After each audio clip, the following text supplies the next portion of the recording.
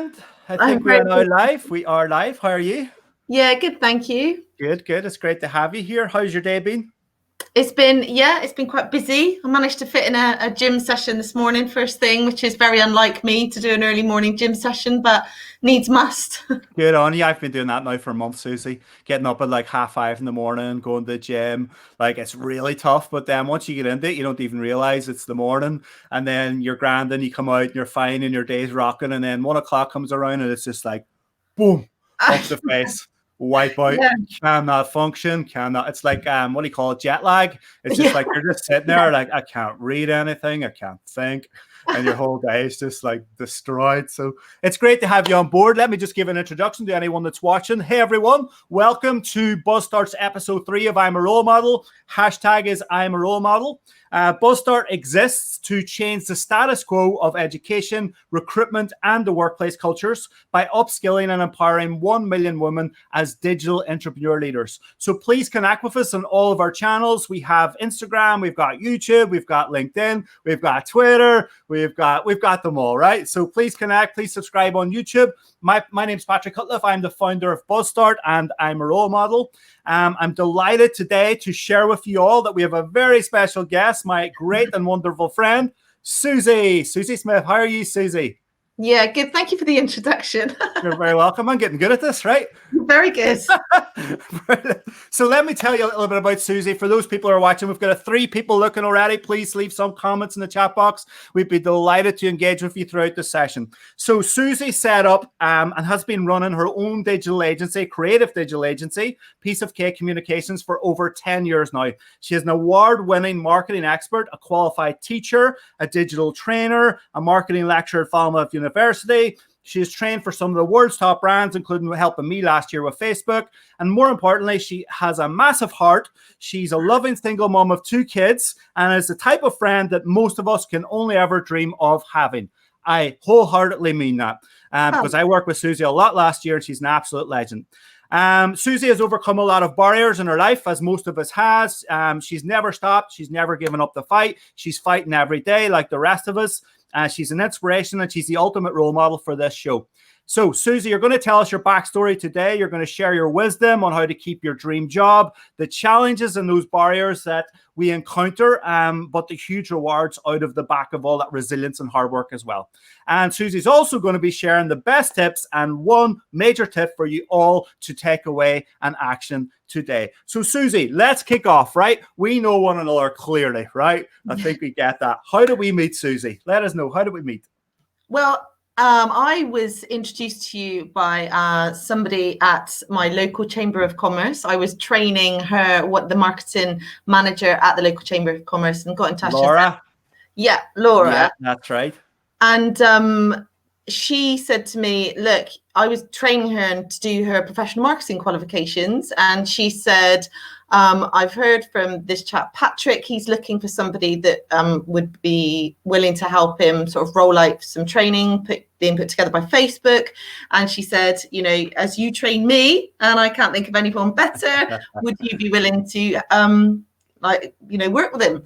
And so, yeah, that's how we met last year. And yeah, it sort of took off really quickly. It was great. I was able to sort of bring Facebook training, which was, as we both know, was free training provided by Facebook, to Cornwall, which was a really big deal for Cornwall and was super, super popular down here. Yeah. And yeah, we've just sort of carried on working together ever since. So yeah. Nice one. It was fun, wasn't it? The Facebook Digital Skills Training. Yeah, it was really, really fast paced and a whole different way of sort of training and thinking for me, because, you know, it was, we were delivering things that would blow people's minds, but in 60 minutes. Yeah. And actually people were walking out thinking it isn't as scary and as terrifying as I thought it might be. Yeah. So yeah, it was a really different approach to that kind of training. Yeah, it was brilliant. I mean, their mindset was shifted. We got so much feedback about, especially young women as well, and how their mindset had shifted literally in 60 minutes from not believing in themselves, not thinking they had the acumen, the skills, and, you know, so on and so forth. And then at the end of the session, they were like, they had their own business set up, or at least they had an idea and a template or a profile of a business. They had, you know, a prototype, and they were, within a few weeks, I'd heard back from some young girls that attended saying, I've set up my own business, I've pitched, I've raised investment, I've done this, I've done that, I've put a team together. And it was just mind blowing. And that wasn't like a 60-minute session. So, you know, it was so powerful. And, you know, there's more of that coming. I'm setting up another channel now for digital skills training for women, which is going to be free, literally just like this, online me training. So hopefully it'll have a massive impact as well around the world, and it'll help a lot of women and shift their mindset, but also their work and their career and employment and jobs and all that. So Suzie, brilliant. Thank you. So it's important, Suzie, that our viewers and listeners get a personal insight into you as a role model. So on that note, would you mind sharing your backstory with us? Okay, so I started my career as a journalist. If we go a little bit back further than that, I bombed most of my GCSEs. I didn't put any effort in at all, which hit me when I got my results through at 16, that wasn't probably the best thing to do. And I spent 3 years at sixth form because they said, I said, look, I want to go to uni. And they went, not with those grades.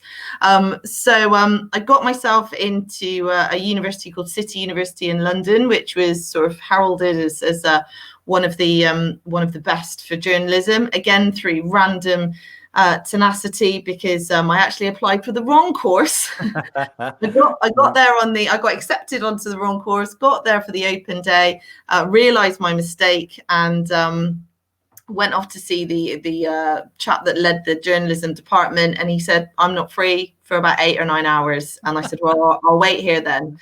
Really? Wow. Yeah, I waited the whole day. I waited for about 9 hours. I missed my coach home back to Bristol from London. And then he talked to me for a little bit, and he said, I'll just let you know that I haven't had anything on all day. I just wondered if you'd sit around and wait for me.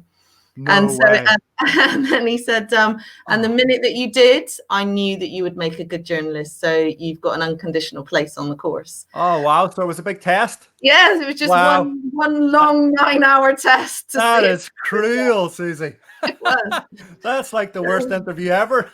It really was. And so, but yeah, I was chuffed. I ended up moving into journalism. I came out of that. I went to work for my local paper. What I used to do whenever I would work for someone, and this is sort of the power of testimonials and getting reviews, and sometimes it can feel uncomfortable asking for clients for that after you've worked for them, but I always do it. Because I said to the editor, have you enjoyed having me here on work experience? And he said, oh, yeah. But I made him write me a review or testimonial or whatever of my week there. And then I sent it back to him, and I said, look, I've qualified now, and you clearly loved me. So do you want to give me a job? And he didn't have any jobs going. And that straight away, can I say that's one of my tips? Don't wait for your dream job to drop onto Indeed or one of these websites. If you want to work somewhere, you go tell that person you want to go and work for them. So I went, that was my first sort of foray into journalism, and moved around a lot then, moved to sort of weekly papers, regional papers, evening dailies, moved into broadcast journalism. So then became a broadcast journalist. Again, when I moved into broadcast journalism, I didn't apply for a job, literally just approached them and said, I want to come and work at this radio station. Ended up down in Cornwall, which is where I live now. That was an advertised job, but one which I thought was completely out of my realms of experience. Was absolutely terrified, went for that. Didn't quite get it. It was for an editorship, but I got offered deputy editor, which I was still a bit like, it looks like we're moving to Cornwall then. And then spent quite a long time working in journalism in Cornwall, sort of launched magazines in the county, and worked for the various radio stations. My last big job was running the 3 weekly newspapers in Cornwall.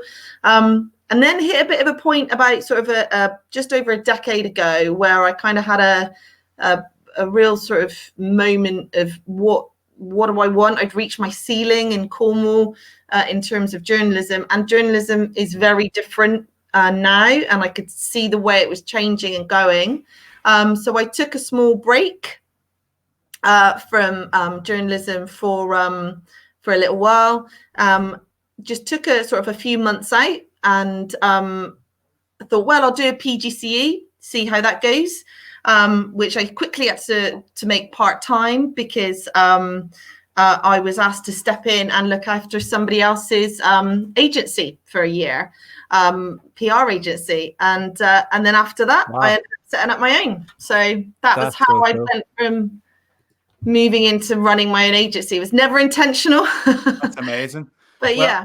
That's a really cool story. Let's hold that thought for a minute on your tips and that persistence and resilience that you had. And we'll come back to that in a while. You also touched on terrified. I really like words like terrified, because they're really strong adjectives and highlighting our deep emotions, right? And we use words to convey how we think, how we feel. That's what we do with language. That's how we get stuff out there and how we communicate with one another. So on a deeper level, can you tell us about a time where you've overcome with fear, and what were the steps or actions that you took to overcome the fear and turn that into some positive opportunity? I think probably in most of the big jobs I've gone for, I felt that they were out of my reach. Okay. And I would say I'd look at the job, especially jobs I've applied for, because like I said to you, I tend to try and find a firm I want to work for or a client I want to work with, and then I'll approach them.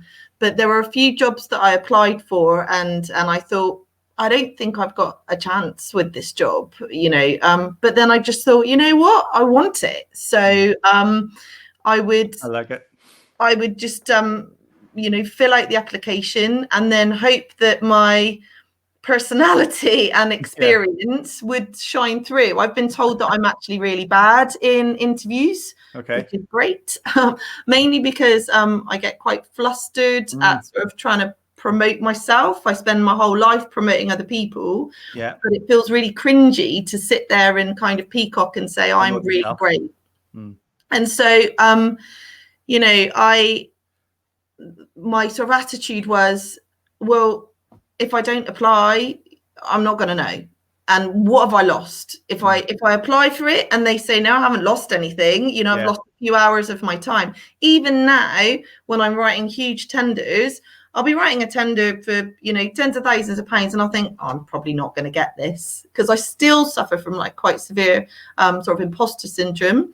And then I think, well, I'll try anyway. And then I'm always quite surprised. I'm still always surprised now when people say, yeah, we'd love to work with you, or come and do this. And so, I think for me, the biggest thing is, I see something I want to do, and then I just think, I try to ignore the demons or the voices in my head that say, you're not good enough. This is going to go to somebody else. They'll prefer somebody else. Somebody else will be more experienced. Somebody else will this, somebody else that. And all those voices are still happening as I'm typing away and typing that out. And then, it comes good. So, I can often talk the talk. Yeah, no, you're a great talker, and it's incredible. You're resonating with so many people watching this. I have no doubt. You're a reflection of myself, and we're going to talk about anxiety and imposter syndrome in a while as well. So hold that thought as well. But the interview process, for a lot of people, and I say millions and millions of people across the world, it does not work, right? It does not fit its purpose. It does not help people. You are put into a situation where you have to lie, first of all, right? Because people do lie in interviews. It's you have to lie to have a competitive advantage. I know that from years and years of trying. So if you don't have some little lies in there, somebody else is lying above and beyond you. You have then the whole emotional human being thing of fear and all those little voices, as you said, which you need to takes a lifetime to quiet them down through mindfulness and shut them up, and actually self-belief in yourself then, and the skills that you have, and that affirmation from other people. Then you're put into a waiting room, never mind the room, you're put into a waiting room where you have to sit with other people. Nobody's talking, it's silent. You could hear a pin drop. Everyone's terrified. Everyone's going through the same emotion. The atmosphere is just like this. this, and then you get in there and there's like 3 people, 5 people like this, and they're all staring at you like you've done something wrong. It's like going back to school as a child and you're sent to the headmaster's office. Then you get grilled with questions and you have to sit there, as you said, and perform like a monkey and say, I'm amazing at this, I'm amazing at that, when you are literally not that person that can sit there and go, I'm great at this and I'm great at that. And then they don't even send you any correspondence to say you didn't get the job. Yeah. So your method is amazing. And it's literally the method that I figured out through life too, is there are other ways to do this. There are other ways, alternatives, better ways that you can figure out how to get jobs and jobs that you love and everything else. So we shared a bit of that last week, and we will talk about this more as we evolve and meet all our role models on the show. So thank you for that, Suzie. Amazing. And we will come back to those things as well. So Suzie, another question for you. Work-life balance, right? It's a big thing, and it's a big thing for the future, and COVID's happened and remote working and all that. So it's starting to come to the fore a lot more now. It can be a major struggle for women, especially mums. You're a mum of 2. So you also run a business, you run a household, and 1 million other things, Suzie. So what is your secret in to order in all of this chaos? And what challenges does this bring to you as a single mum as well? So the way that I live and die by a small paper diary, which is a little bit old school. And I know people say, why don't you, especially being someone who her whole life is about helping other people digitally. But I live and die by this little paper diary, and I have to be super organized. If I don't know what I'm doing at all times, I will constantly double book myself. So Tuesday night, I was out for dinner. I knew I had a call with you about some other digital stuff we're doing and I said to you, I'm free Wednesday, so we'll do it Wednesday. And then, I hadn't written that in my diary, even though I knew that it was happening. And therefore I double booked myself nuts. It was 9 o'clock at night. I was trying to rearrange. And I think, it's about organization. There are so many demands on my time. I am constantly juggling. A lot of people say to me all the time, like, where do you find the time? And things will literally almost be slotted into my life hour by hour. So, I know that I've got to do this at this time. I need to leave at this time. And that doesn't fit naturally with me. I want to just be, casually moving from here to there, but I have to be regimented with my time. That works actually quite well for my kids. They're young enough at 7 and 9 to like routine and regime, and that does work really well for them as well.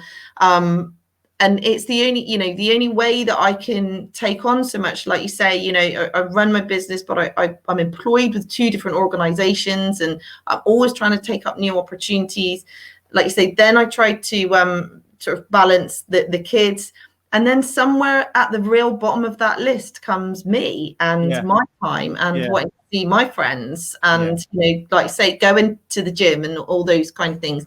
And that's where it becomes really easy to let that drop off, where you stop spending time with the people that are important to you, and doing the things that you really like to do. And without doing those things, you will burn out. So, and I've let that work-life balance too many times tip in the favor of work. And I constantly have to reassess where I am with it. And and I actually, friends and family will say to me now, like, are you taking on too much? And I'm like, probably. Brilliant. Do you think, brilliant, Suzie, again, very much like myself, from deep anxiety, I have a regime as well. And, I can't be sitting about. I have to be doing something. I'm not great at like writing stuff down. I have a schedule, like a calendar on my computer. And I know that I get a lot more done when I write down stuff and I break it down hour by hour. But then that's really freaky and weird. And, isn't it? And regimental, like you said, it's not normal. And you have to have some balance in your life. You have to have downtime, and you have to really put pressure on yourself to make sure that happens and that you fit it in and everything else. Otherwise, you will burn out, as you said. You will you will smash a wall at 100 miles an hour. and it will really impact everything, your mood, the people around you, your environment, and everything really in your outside world will be affected by you putting so much pressure on yourself. And I do it all the time, and I've always done it. And I've learned some coping mechanisms for, for right, Patrick, like it's, mindfulness, where a little voice will pop in my head and say, Patrick, get away from the desk. Patrick, go and do something else, Patrick, and I just, every day I have to have that little, I've made that habit now of that little voice coming in and intervening and saying, Patrick, sort it out, move away from the desk, move away from what you're doing. Because I could literally work from 6 a.m. to midnight every day and not think twice about it, So brilliant answer. And anyone that's listening or watching as well will get a lot from that. So basically, in summary, like you would do your goals or anything else, write them down and break your time down into me time, work time, and so on and so forth, gym time, and find that balance and try and stick to that regimentally, where you've got that percentage balance of your entire day, and each day as your week goes on, you have to really fit out yourself to that. Brilliant. So, Suzie, we live in an always turned on digital world today. Younger Generation Z, who we're doing a lot of work with, and a lot of what we're doing right now, hopefully, is targeted at those younger women to help them overcome a lot of hurdles that you and other role models have come through in your life. But they're always turned on in a digital world. They're constantly on Instagram, Facebook, and everything else. We also have access to more knowledge than we've ever had in the history of the world. Now, there's two narratives to that. There's the positives and the negatives. But how do you self-learn, Suzie? And why do you think it's important for, especially, for everyone today to constantly upskill? I've got a little bit of an obsession with learning, and I think part of it came about from, it came about quite late for me. Like I say, I didn't particularly enjoy the whole school process or anything like that. But now I absolutely love to learn new things. The key to constantly learning is to find something that you're passionate about and that you constantly want to know more about.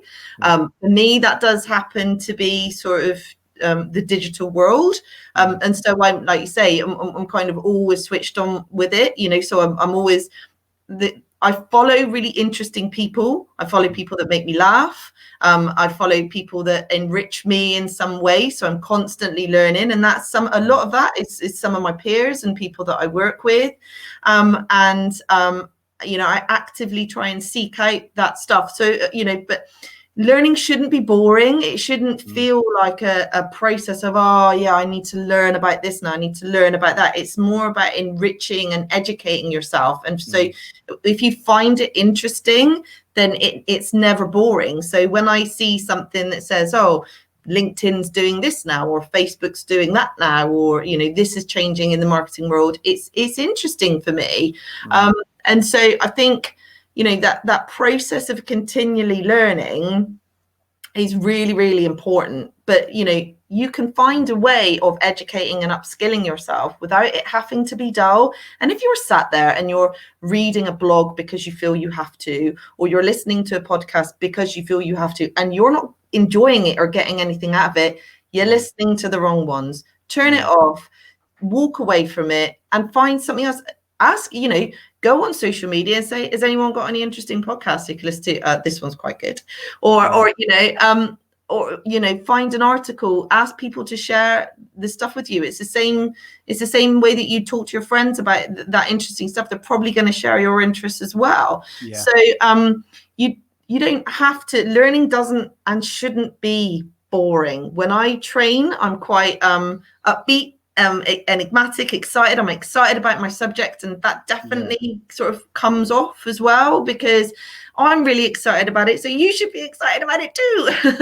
and I think that's the way we sort of learn well, is because it's the sort of thing that when you learn something new, you want to pass it on to somebody else and say, did you know that XYZ about this? So I love it. Yeah. I mean, there's the key word I think in there that you've mentioned a number of times, and that last point as well is, those facts is interest. And it's why we're running this happiness thing as well as part of BuzzStart, this happiness module. It's about hacking yourself, first of all. Forget about the outside world. You have to hack yourself in here and go internal first and figure out who you are and what you're interested in and what you're passionate about. And that's so important. And you have to put in that groundwork. Some people spend most of their life trying to figure that stuff out. But if you actually figured out some actual tools like mindfulness and things like that, where you can actually hack yourself very early on and actually figure those things out, start to write them down. Because tribes, communities gather around interest. That's where you'll find your friends. That's where you'll find your tribe. That's where you'll find your love for learning and what you're doing. But not only that, you'll find your purpose and you'll find your career. Because if you love something so much and you can actually make a career out of that, that is no longer work, right? You're getting out of bed on a Monday morning going, I'm not working. I am doing something I love. Like there's a young guy here in the town called Adam B, and he's a YouTube star influencer. And he's just literally running around doing these amazing hacked videos of all this mad, crazy stuff. And the guy has built a whole career for himself. He's bought his parents a home last year. I think he's only like 18 or 19. He bought his parents a house. I've seen him on massive airlines. I think it was Emirates or something, doing like live video blogs of the entire flight and being in a shower on an airplane and first class and all this. And he's done all this amazing stuff. And he's very lucky because he's figured out what he's good at early on. And he's found the tools that will help him to get himself out to the world. So these digital tools, Instagram and YouTube and so on that he uses, he's really hacked himself. He's figured out what he's really good at. He's then recorded that and put it out to the world, and he now has a channel, a career. He loves it. Every day he gets up, he jumps out of bed excited about his work. Everybody can do that. Everyone can fit into where their interests, passions align. And that is so important. So one thing, just to come back to what you were talking about, and I think it's something I've deep thought, is that social media can be very, very detrimental to people and have a really negative impact on their mindset. But what you can do is you can hack the algorithms. Algorithms are based on what you engage with, the content that you click on and watch and stuff like that. That algorithm is watching you and it's tracking what you're doing, right?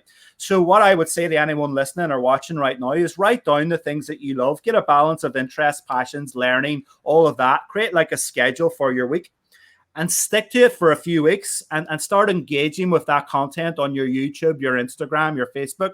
And after a few weeks, you will see that your feed on YouTube and Instagram will start serving you more of that content. And what you can also do is start removing news and negativity and doom and gloom and all of that stuff from your feed and create your own feed. Hack the algorithm. Then when you're getting served advertisements, which can annoy a lot of people, they're going to be very tailored to you because it's something that you're interested in, you're influenced by, you're passionate about. It could be a holiday, a destination, a car, whatever it is. It's going to be then you're getting the right stuff served to you. So just wanted to add in a bit of tech kind of hacking there as well as person hacking. Absolutely. And I say to people, I often hear when people are training, they'll come on the course and they'll need social media for business. And they're there and they say, I don't use social media. I don't like it. And I say, all right, well, why don't you like it? And they say, it's just full of, my news feed is just full of all these boring people whining about this, whining about that. I said, well, okay, what you need to imagine is social media channels are basically, let's take it back. You have walked into a newsagent and you have an empty magazine in front of you. On the shelves aren't other magazines, but are articles. And you're going to fill your magazine with articles. You're going to take that home out of the shop and you're going to read it. Now, what you've essentially done is you have chosen to follow those people, to befriend those people, to follow that news channel. You've chosen to do that. And now you're saying, well, my magazine is full of all these boring articles and irrelevant adverts. Change your articles, change the people that you follow, which is exactly what you're saying. Change the people that you follow, change the news outlets that you read, and the adverts will then change. You are the curator of your own online magazine. Yeah. So you're the person that fills that stuff up. And if that person is boring, actually, I muted someone on my Instagram this week purely because of her negativity. She was writing horrible things about, name calling. And I was just like, no, I go onto Instagram because it makes me literally, I'll be sat there scrolling through my phone, laughing out loud to myself. Yeah. That's why I'm on Instagram. So actually it knows it's not going to show me that stuff anymore because that's not what I want to see. You just show me funny stuff, please, Instagram. That's all I want to see. Yeah. It's brilliant, and that's an amazing analogy to bring it into the real world for people. You have that blank canvas. What do you want in those pages? Do you want more of those funny videos? Do you want more of that, those shows that you like? Do you want more of that person, that influencer? Do you want more of that, or do you want more negativity and doom and gloom? Right. So stop letting the algorithm control you and your actions. You hack the algorithm, tell the algorithm what you like, what you're interested in, engage with it more. The algorithm will pick up on those touch points, and then it will serve you more of that stuff. I mean, most people don't think like this. They just let the algorithm fit into their brain. Then, like you said, you're switched on. You've seen this negativity. That little voice in your head said, I need to switch her off. She's having a negative impact on me, my mood, my life. I need to switch her off and fill that space with something positive and healthy and happy and something I can just sit there and laugh to myself. Brilliant. Lovely, Suzie. So, Suzie, let's take it down a tone, and we'll go up and we'll go down and we'll go all around, right? So as you know, we know one another quite well. You've anxiety. I've had anxiety for most of my life, right? And it's caused me all sorts of problems throughout my life, in every possible way. I've also experienced imposter syndrome, which is kind of tied in with that anxiety too. I've gone into workplaces where, I was very happy to get the job, but then I was left on my own devices, and I was very young, and I didn't have the skills that I needed to fulfill the job role completely. I needed some assistance and help, but I was just told, go and do that, and I didn't know how to do it. And then that just it amplified my anxiety and my whole mood and everything in my life and everything else. So is this something like imposter syndrome is a big problem for people out there? They don't feel that they have the skills or the makeup or whatever it is for a certain job role or whatever it is in the workforce. Is this something that resonates with you? And do you have any examples of where that's had a really kind of bad impact or negative impact on you? Yeah, I mean, I would still say it still happens now all the time. I'm not sure it'll ever go away, but I'm getting older and more experienced all the time to quieten that voice. So I think as you gain experience and knowledge and expertise, you can quieten that voice, because if you're going to suffer from imposter syndrome, it's going to keep popping up and saying to you, you're not good enough. But over time, you learn to think, I'm not going to listen to you. The biggest thing that you can do if you have imposter syndrome is try and find some help. So I work as a mentor now because I really enjoy sort of, that process of giving something back. Like I say, I've always suffered from anxiety. When I went to take my exams when I was at uni, I suddenly convinced myself I didn't know, I might have studied for 3 years, but I don't know, I can't answer these. So my dad, who was living in Bristol, would drive up to London and sit outside the exam room just so that I had the inner confidence to think, it's okay, if I need to go outside, Dad's out there, that's fine. And then after the exam, poor bloke would then drive all the way back to Bristol. And now in terms of, so it's finding your own coping mechanism to finding your own self-belief. And so if you don't work in, and I find this a lot, especially with like marketing managers, everyone's a marketing manager these days without necessarily the experience or the skill set to do it. They'll draft somebody in and they'll sort of, bless her, Jenny from admin, who, they'll say, right, okay, well, you've got a Facebook page, so you can do it. And then people are left terrified because, their boss has got the confidence in them. So surely they should know how to do it. And I would say, if you're, unsure and you don't know where to start, again, that's where the different channels can be helpful. Start following, follow people in your industry on things like social media, and then actually sort of, drop them a message and say, it might feel a bit overwhelming to ask a random stranger for some help. But I tell you what, every time I have genuinely asked for help, people have pointed me in the right direction of help. And if you do it sincerely and honestly, say, look, I'm stuck, I need some help. Can you point me in the right direction? People are generally willing. It seems like a big, scary world, but actually people are generally willing. And it's a compliment for them as well. If somebody says, look, you're an expert, can you help me? I'm stuck. People would genuinely help you. And like I say, in terms of that imposter syndrome and how do you get past it, just take a look back at some of the stuff you've done. Remind yourself of actually why you're good enough, and and just take some time to just look at your own achievements. and then sort of say, actually, you know, I can do this. And even if you still don't think you can, you've just got to do it anyway. Yeah. You just, you know, I remember the very first Facebook training session I did with you.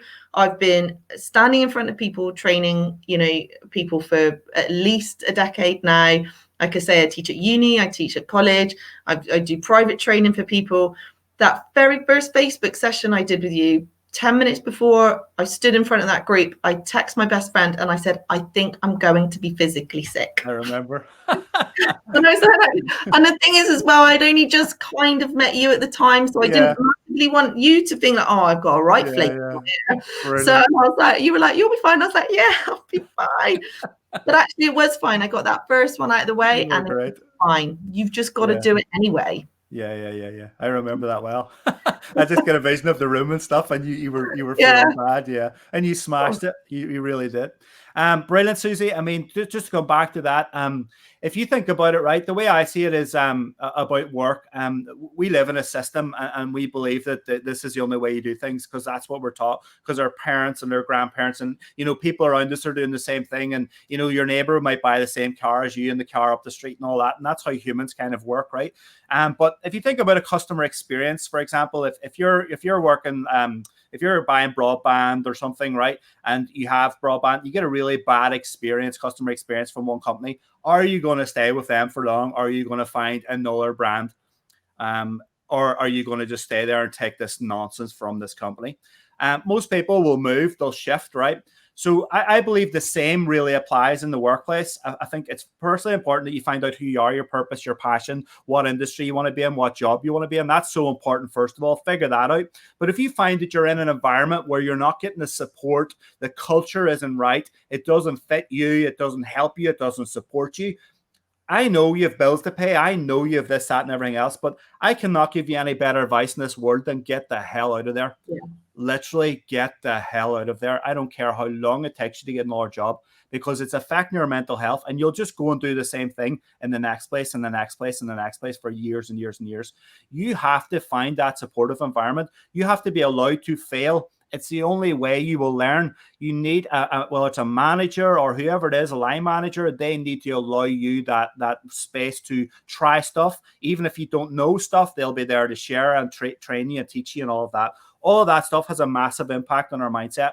And I think it has a large part to play in a lot of mental health around the world as well, is that culture and workforces and how we're so suppressed and put into boxes and told to get on with it. And we're sitting there and we don't know how to do something, and imposter syndrome is just taking over our entire life. We're going home miserable. We're having arguments with our partners or children, or, you bring your work home as well, right?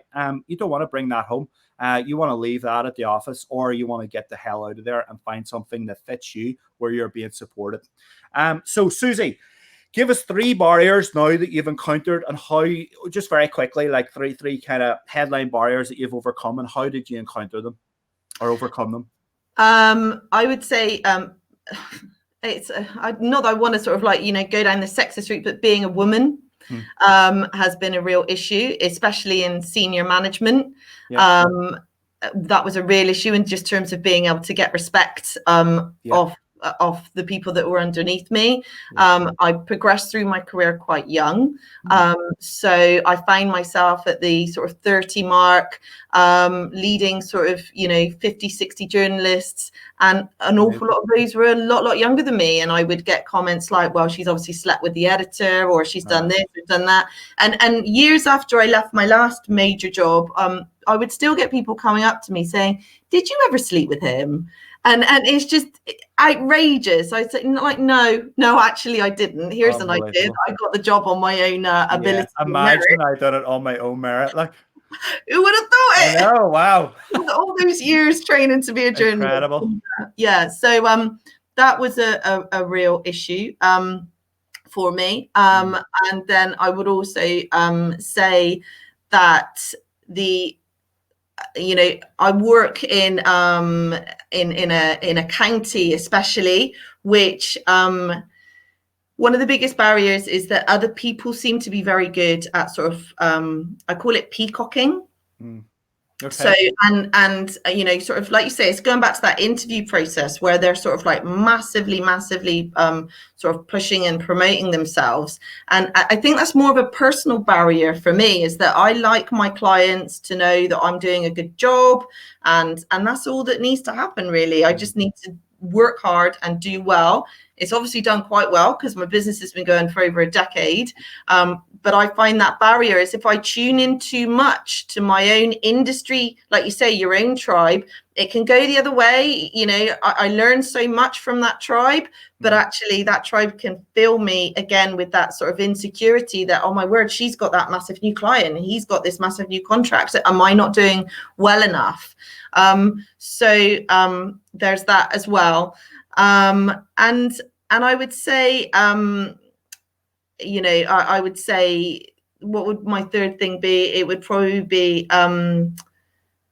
sort of, again, not making enough time to really think about what I love. You can get caught up very quickly in sort of taking on another contract, taking on another role. And it's really, really important. I had a business development manager that would say, stop working in the business and start working sort of on the business. Stop doing your job every day and remind yourself what you want to do. I really wish they would stop asking kids, what do you want to do when you grow up? I want them to ask kids, what do you like doing? Yeah. Because what do you like doing? Then let's make that happen. Yeah. And actually, I have to sort of ask myself on a regular basis, am I doing what I like? Am I doing enough of what I like? Or am I just doing the stuff that earns the good money? I've got an amazing agency that I know really well down here, and I won't use the expletives that he uses, but he basically says, do not work with horrible clients. Yeah. Because they drain you. And it's a bit like having that sort of like horrible line manager that isn't supportive. You will get that with clients as well, that they expect so much of you and they're really demanding of your time. So the barriers I've encountered have been essentially being female and people sort of assuming that, you know, my success is due to, you know, promiscuity rather than my brain. It's also about you know, not making enough time to be thinking about what direction do I want my career to go in, and to keep moving forward all the time. So yeah. Brilliant, Suzie. Yeah, there's the first point you made about sexist, not at all. And anyone that thinks it is an idiot. You know, it's there, it's out there. It's there's been numbers of, you know, surveys and all sorts of reports done on the barriers that exist for women in the workplace and everywhere else as well. But you know, largely a lot of stuff is kind of measured in the workplace and all of the barriers that you have to overcome as a woman. Never mind everything else that's going on in your life. So that's why I'm doing what I'm doing with this, with BuzzStart, with the talent program, you know, where we have this 12-week program where we take a group of women and we hack their mindset, first of all, and that self-belief, and we set their purpose and their passion and all of that. And then we get them on a pathway to where they want to go. And then I work with them then and help them actually get the skill sets, but also believing in themselves and the soft skills and working towards those goals and building out those leaders, those future digital entrepreneur leaders, as I call them. The world needs more women leading. We see it with Jacinta Ardern. We see it with women all over the world doing amazing stuff. It needs more women in leadership, and we need to remove this nonsense, this crap that is stopping women from doing and being their absolute best. So absolutely brilliant answer, and I really appreciate your honesty, because anyone that's listening or watching, again, it's going to help them, you know, especially in a world where this stuff still exists. We need to hack down and break down these barriers. We need to get rid of them. We need to remove them, and we need to keep proving that, you know, that the women are amazing and they can do amazing things, and they do not need to be treated or spoken to or whatever in the way that they often can be. So brilliant, Suzie. Suzie, we're going to wrap up today's show. It's been very powerful and amazing. We've got some comments, first of all. Dan says, good luck, Patrick. Top man. Thanks, Dan. Patrick is the man. My head's getting big. Thanks, Sean. Brona Healy. Hi, Brona. Brona's a Manchester. Feel the fear and do it anyway. Good luck, says Mark as well. Thanks, guys. So, Suzie, we're going to wrap up today's show with one final question. Some women out there are afraid.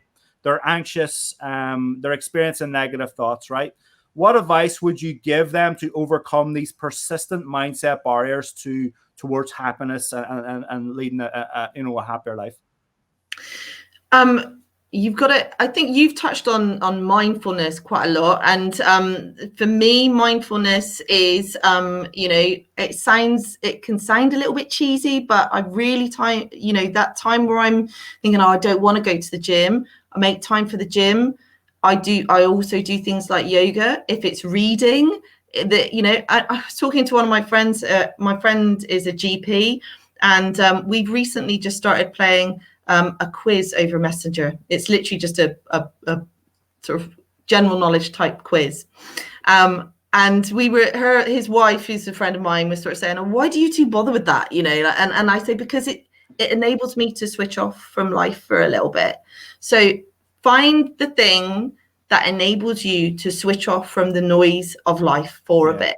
But, whether it's reading, whether it's walking the dog, whether it's having a glass of wine with your friend, whatever it is, find it and try to do more of it, because that's the way that ultimately you'll be happy. I have a lot of noise in my life. I have a lot of noise with my job, my kids, my family, dating and all the rest of it, all the other things that go with it. So I need that time where, people say, well, you drive a lot around the country. And I'm like, yeah, because I love sitting in my car. Quiet. I can listen to my music.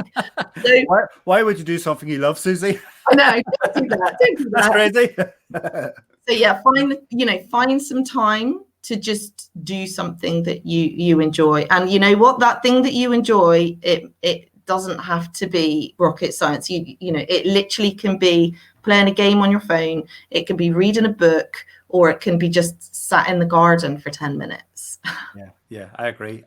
I do keep talking about mindfulness. I talk about it because it saved my life, right? I figured out mindfulness and I started practicing it. I started reading self-help books and all of that stuff. Over years and years of working on myself, I was able to pull myself out of really dark and deep holes and start to build myself up again. So that's why I talk about it. I mean, it's one of those terms that people are afraid of. Perhaps, what is that? That sounds weird. I'm going to look like an idiot. All of this kind of stuff. But in fact, it's something that you can do anywhere. In the shower, you can do it in the car. You can do it on the beach. You can do it literally anywhere. And it's just what it is it's just kind of looking in at yourself and your thoughts and being able to control what's going on in there and intervening whenever there's something negative and then filling it with something positive. And you can actually do that habitually. So you can shift your own mindset. You can work on yourself, hack yourself, shift your own mindset to a different level. And it doesn't work all the time. Days you're going to have just bad days and that's it. And on those days, literally, there's nothing I can do to shift my mindset. I just have to lie down and go, this day is going to be a wipeout. And that's it. And I just have to take that and go, you know what? Today's just not going to happen. I know it. I can feel it in my body and my mind. I'm just going to, tomorrow's a new day. And allow that to happen. Yeah, allow completely. yourself these days. They're so important. It's so important. I say, if you're having a bad day, allow yourself to wallow in your self-pity for that day. But don't do it tomorrow. Tomorrow get up. You gave yourself that day. But don't tell yourself you shouldn't be having that day. Just have it.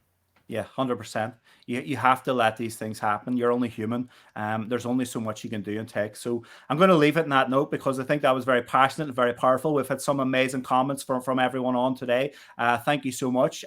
We will be saving out the recording for this as well, uploading it on YouTube. Please subscribe to the Buzzstart Academy YouTube channel. We're on Facebook. We're all over the world. Hopefully we'll grow and we'll get a more amazing woman like Suzie on the show. So if anyone is watching and knows a role model, please do get in touch with myself. But it's an end of today's session, which has been extremely powerful. Suzie is now working with me on a new project. It's exciting. It's this project that's helping women. We're developing content and we're going to help women to grow and lead and change the world. So thank you, Suzie. Thank you to everybody online. And we're going to end it there. Take care. Bye-bye. Cheers, Suzie.